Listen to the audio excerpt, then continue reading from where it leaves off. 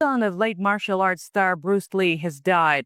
27-year-old Brandon Lee was killed during a movie set accident today. He was filming a scene for the movie The Crow. Complaining of tiredness and a headache, Bruce did not seem unwell in the hours leading up to his death. Bruce Lee's death was ruled an accident, but what if it wasn't? What if the truth was covered up, buried beneath studio contracts, media control, and silence that lasted decades? Bruce was examined by doctors in Los Angeles following his first collapse. He told them he was suffering from stress and was having difficulty sleeping. In a recent segment, even Tucker Carlson questioned the official story. Now, newly uncovered reports and long-forgotten testimonies point to something far darker. This isn't just about a painkiller or a medical fluke. It's about who was really in control and what they were willing to ignore. His legacy is for the young people who have a dream, who just because they are small or they have what they feel are disadvantages. The Bruce Lee mystery may finally be solved, and once you see what was hidden in plain sight, you'll realize it's worse than we thought. The collapse that changed everything. It was July 20th, 1973, a humid day in Hong Kong. Bruce Lee was at Betty Ting-pei's apartment, reportedly reviewing lines and discussing scenes for their upcoming film, Game of Death. He wasn't training, wasn't fighting, wasn't doing anything that would seem remotely dangerous. That's what makes what happened next so disturbing. Sometime in the late afternoon, Bruce complained of a headache. Betty offered him a common painkiller called Equigesic. He took it. Then he laid down for a nap. He never woke up. By the time paramedics arrived, Bruce was unresponsive. He was rushed to Queen Elizabeth Hospital. Attempts were made to revive him, but it was too late. Bruce Lee, the martial arts icon who had transformed cinema and culture in just a few short years, was pronounced dead at age 32. The world went into shock. His fans refused to believe it. This was Bruce Lee, agile, unstoppable, seemingly invincible. Just weeks before, he'd been filming intense fight scenes and flashing his signature grin for the cameras. How could someone in peak condition die from something as ordinary as a headache? The official cause of death was cerebral edema, or swelling of the brain. According to the first reports, Bruce had an allergic reaction to meprobamate, one of the components in the Equigesic tablet. That explanation was released quickly, as if to quiet the storm before it even began. But almost immediately, people started asking questions, because this wasn't the first time Bruce had collapsed. 2 months earlier, on May 10th, 1973, Bruce had suffered a similar episode while working at Golden Harvest Studios. He experienced seizures and blacked out. He was taken to the hospital, where doctors treated him with mannitol, a drug used to reduce brain swelling. The incident was serious enough that it halted filming and raised internal concerns. At that time, he recovered, but no one could ignore the similarity. A healthy man, suddenly losing consciousness. Then it happened again. The second time, he didn't make it back. In those 2 months between collapses, Bruce kept working. He continued choreographing scenes, performing his own stunts, managing the pressures of production, and enduring the relentless demands of fame. According to those close to him, he had also lost a significant amount of weight. His face looked sharper, leaner. Some said he seemed wired. Others said he seemed tired in a way that didn't match his usual intensity. The timeline of that day has been picked apart endlessly. Around 2 p.m., Bruce met with Raymond Chow, his producer, to go over script notes. Later, they both visited Betty Ting-pei's apartment, where Bruce reportedly planned to rest before dinner. Chow left, Betty stayed. That much has never been disputed. But what Bruce ate that day, what he drank, what he might have been feeling, those details are less clear. Some reports say he was agitated. Others say he was calm. We know he took a pill. We know he laid down. But the gap between that moment and his death remains strangely vague.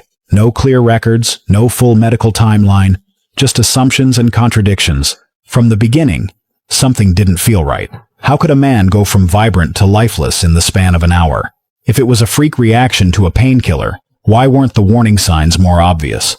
Why did the first collapse not trigger a deeper medical investigation? This wasn't just about a lost icon. It was about a death that made no sense. A death that looked, from a distance, like a perfect accident. But for those paying attention, it was the start of something much darker. Something no pill alone could explain. A death ruled accidental, but nothing felt accidental. The moment the Hong Kong coroner's office released its official verdict, the case seemed closed. Bruce Lee died of cerebral edema, brought on by a hypersensitive reaction to Equigesic, a painkiller he had taken that day. On paper, it sounded medical, technical, and almost mundane. A 1 in a million reaction, nothing more. But to many, the explanation felt too clean, too quick, and far too convenient. In the days following his death, fans, journalists, and even some in Bruce's inner circle started pointing out just how fast the entire process had moved. No autopsy photographs were made public, no toxicology reports released in full detail. The timeline between Bruce collapsing, being declared dead, and the announcement of his cause of death spanned barely more than 24 hours. On July 20th, 1973, Bruce Lee died tragically at the age of 32. For someone as famous and healthy as Bruce Lee, that raised eyebrows. The first medical theory centered around equagesic, which contained meprobamate and aspirin.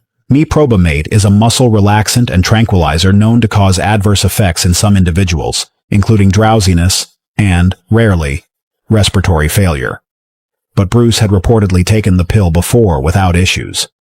And more importantly, it didn't explain his earlier collapse in May. That incident had nothing to do with equagesic. So what, then, had caused the swelling in his brain? That question led to other theories. In the 1980s and 90s, a number of doctors, martial artists, and amateur investigators proposed an alternative: heat stroke. According to Bruce's biographer, Matthew Polly, the actor had undergone surgery to remove his sweat glands from under his armpit, allegedly for aesthetic reasons. In the humid heat of Hong Kong, combined with the physical demands of filming, this might have pushed his body past its breaking point. It would explain the cerebral edema, the exhaustion, the collapse. But again, this didn't quite connect all the dots. Why didn't doctors catch that? Why wasn't that the official conclusion? Then came the most recent theory. In 2022, a group of kidney specialists proposed that Bruce Lee may have died from something far more common, yet far more deadly when unnoticed: hyponatremia, or water intoxication. According to their study, Bruce's extreme diet, high fluid intake, and possible use of diuretics may have caused an electrolyte imbalance. Simply put, his body had too much water and not enough sodium. Cells swelled, including those in the brain. The result: cerebral edema. This new hypothesis gained traction. Bruce was known to consume juice-heavy, mostly liquid meals. He was also said to be cutting weight, a process that often includes heavy hydration and diuretics. Combined with the Hong Kong heat and intense physical activity, the pieces started to fall into place. But if that theory is correct, it raises a different kind of question. Why didn't anyone around him see it coming? By July 1973, Bruce had already shown signs that something was wrong. He had fainted. He had seizures. He was visibly losing weight. And yet, no one slowed down production. No one insisted he stop. No one demanded a full medical evaluation before he kept pushing himself.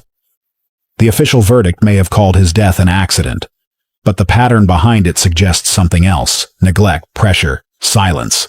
What if someone did see it coming, but chose not to act? Theories about Bruce's death became a mirror for deeper suspicions about the people in his orbit. Some believed the silence wasn't ignorance, but convenience. That calling it an accident was easier than admitting someone had ignored the signs. And if that's true, then maybe the real cause of death wasn't a pill, or heat, or even water. Maybe it was the result of something far more human: indifference, deadlines, business, and people who should have done more. Who was really in control of Bruce Lee's life? At the center of Bruce Lee's rapid rise to global fame was a man most fans never saw: Raymond Chow. A former journalist turned film executive, Chow was the head of Golden Harvest, the studio behind Bruce's biggest hits.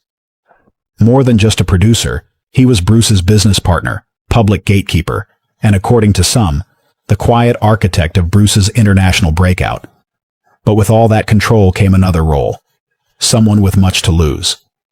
In the final months of Bruce's life, the relationship between the two had shifted. Reports suggest Bruce was growing increasingly frustrated with how Golden Harvest operated. He wanted more creative control, a greater share of profits, and the freedom to develop projects on his own terms.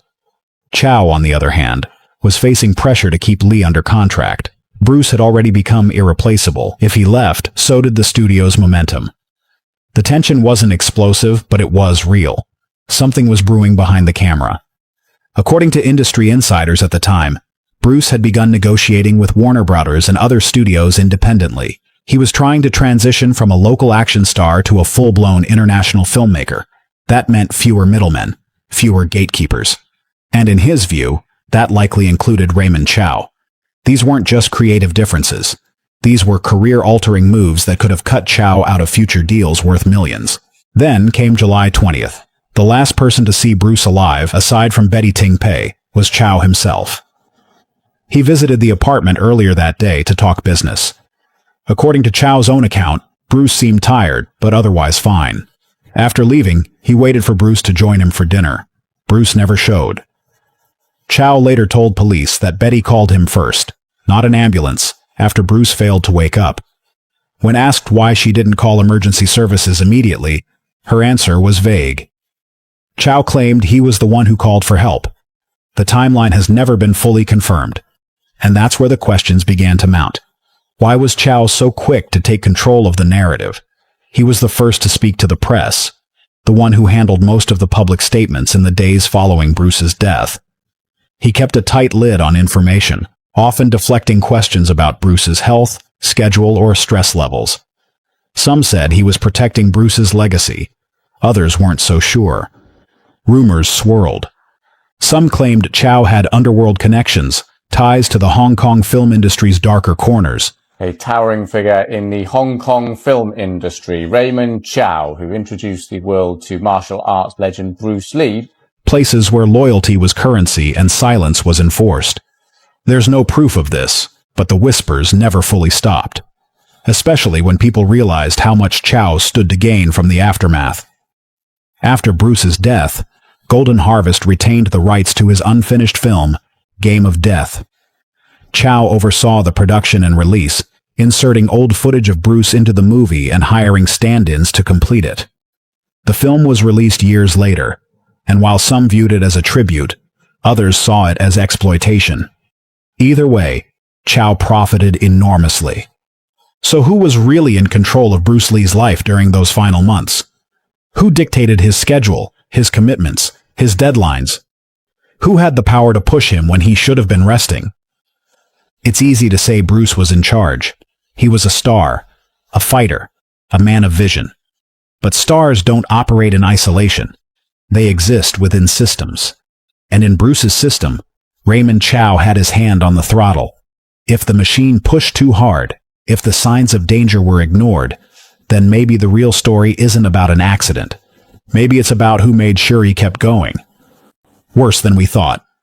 According to newly surfaced documents and witness accounts, Bruce Lee's final day may not have been as routine as previously believed.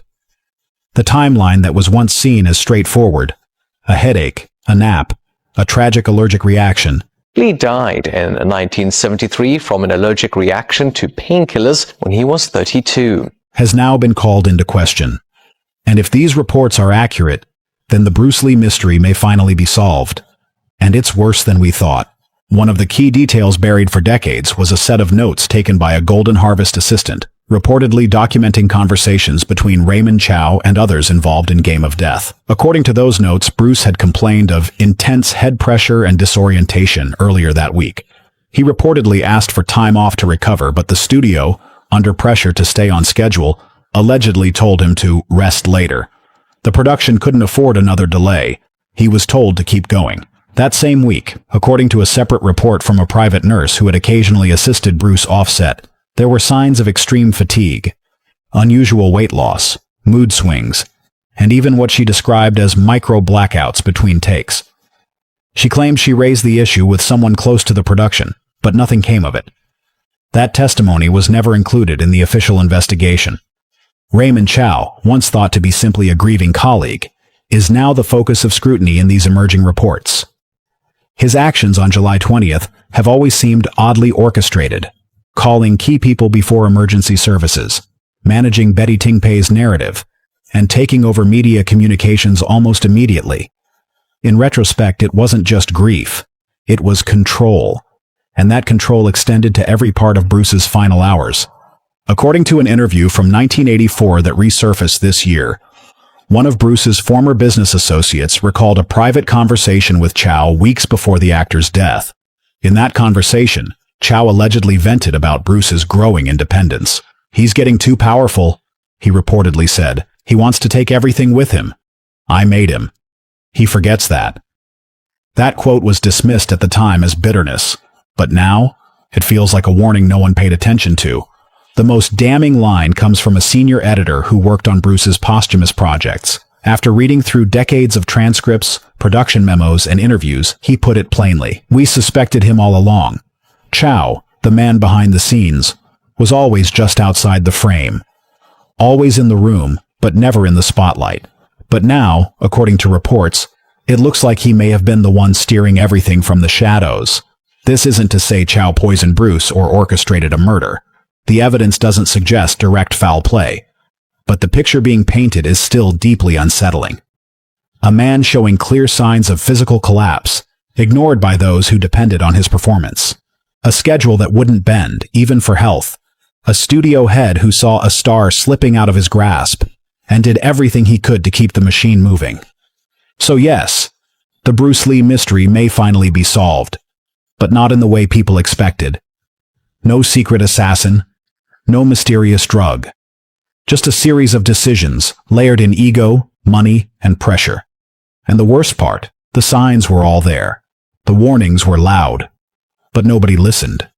Or if they did, they chose to stay quiet. The result was the same. Bruce Lee died that day.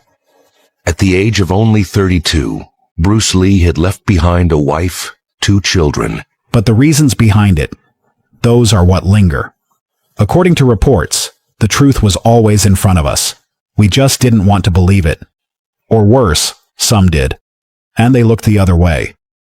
What Betty never said on record. In the official version of events, Betty Ting Pei was simply a witness, a friend, the woman in whose apartment Bruce Lee died. She told investigators that Bruce complained of a headache, took a pill, laid down to rest, and never woke up. That version of the story held for decades, but cracks in her testimony have existed since day one. And when you examine what she didn't say, what she carefully avoided, and what she may have been coached to leave out, the entire situation begins to look different. Betty was a rising actress at the time. Her association with Bruce wasn't just professional, it was rumored to be personal, though neither ever confirmed that publicly. Regardless of the nature of their relationship, one thing is clear. She was at the center of his final moments, and yet she remained frustratingly vague about those details. For example, why didn't she call an ambulance the moment Bruce stopped responding? According to police logs, her first call was to Raymond Chow, not emergency services.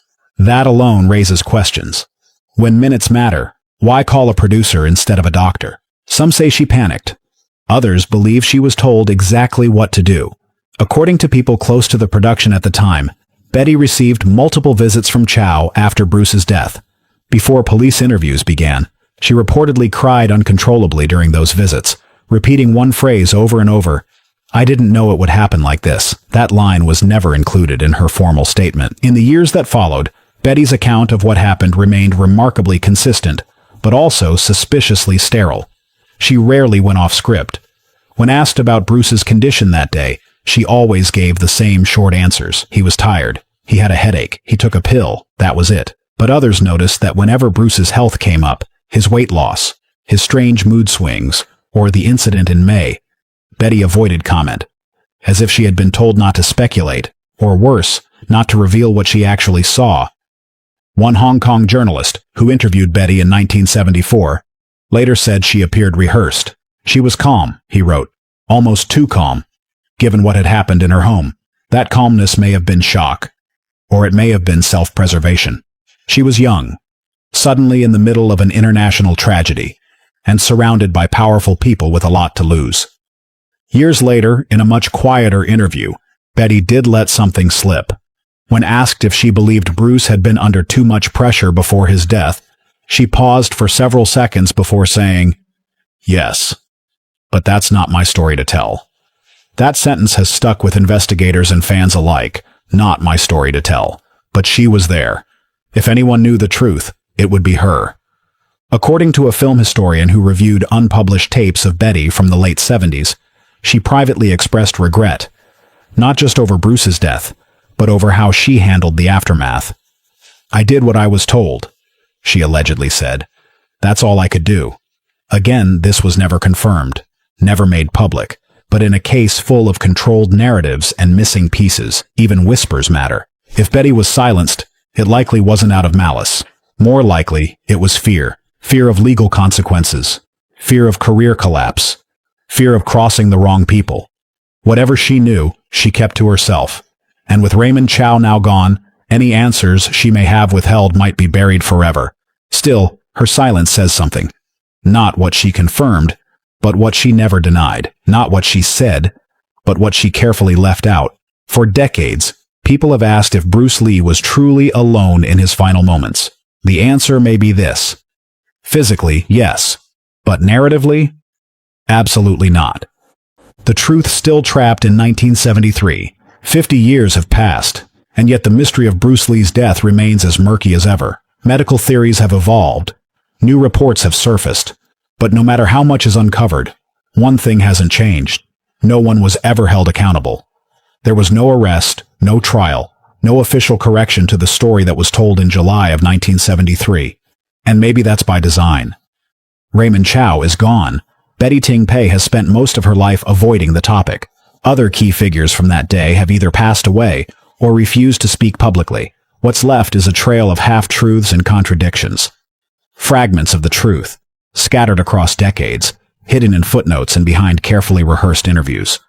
The most recent revelations, if accurate, suggest that Bruce's death was the tragic result of pressure, neglect, and systemic silence, that he was overworked, under-rested, and pushed to keep going, even when his body had already issued its first warning.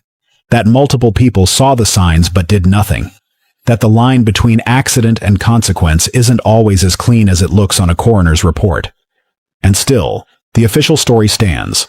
Death by misadventure. An allergic reaction. A 1 in a million tragedy. But that version ignores what was building beneath the surface. The May collapse, the visible weight loss, the decision to remove his sweat glands, the long hours, the financial stakes, the people who controlled his schedule, his contracts, and by extension, his health. And it especially ignores the choices that were made on July 20th, the phone calls that came before the ambulance, the silence that followed, and the way the narrative was locked into place before anyone could question it. In the years since, fans have honored Bruce for what he gave the world, a philosophy, a movement, a body of work that still electrifies audiences today. But they've also carried the unease that something about his death never sat right, that the official story never really answered the most important question. Could this have been prevented? According to the reports that emerged recently, the answer is yes. That doesn't mean someone murdered Bruce Lee. It doesn't mean a criminal conspiracy brought him down. But it does mean he was failed. By the people who stood to gain from his continued output. By the pressures of an industry that doesn't slow down even when a man collapses. And by a system that found it easier to preserve a legend than confront an uncomfortable truth. In the end, maybe Bruce Lee's death wasn't the result of a single act, but 1,000 small decisions, some careless, some calculated, all pointing in the same direction. The truth? It may still be trapped in 1973, sealed behind legacy, contracts, and silence. But for those willing to look past the official record, it's there, hiding in plain sight, and it's worse than we ever imagined. What do you think really happened to Bruce Lee? Let us know in the comments.